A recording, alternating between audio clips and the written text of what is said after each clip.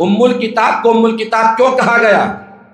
اس لیے کہ کچھ 100 صحیفوں میں ہے، وہ قرآن مجید میں ہے۔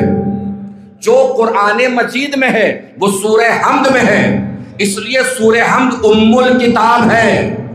یعنی 100 صحیفوں کے خلاصے کو سورہ حمد کہتے ہیں، اس لیے سورہ حمد ام الکتاب ہے۔ اب بھی آپ چپ بیٹھے ہیں، نہیں دل کر رہا شہزادی کی عظمت کو سلام کرنے کا؟ بھائی نبی نے شہزادی کو کہا ہے، اس کا سیدھا سا مطلب ہے کہ جو کچھ 1,23,999 نبیوں کے پاس عظمت ہے، وہ ساری عظمتیں آخری نبی کے پاس ہیں۔ جو آخری نبی کے پاس عظمت ہے وہ ساری عظمتیں صحرا کے پاس ہیں۔ جملہ بدلوں تاکہ کیفیت بدل جائے۔ بھائی 1,23,999 نبیوں کے خلاصے کو محمد کہتے ہیں، محمد کے خلاصے کو فاطمہ زہرا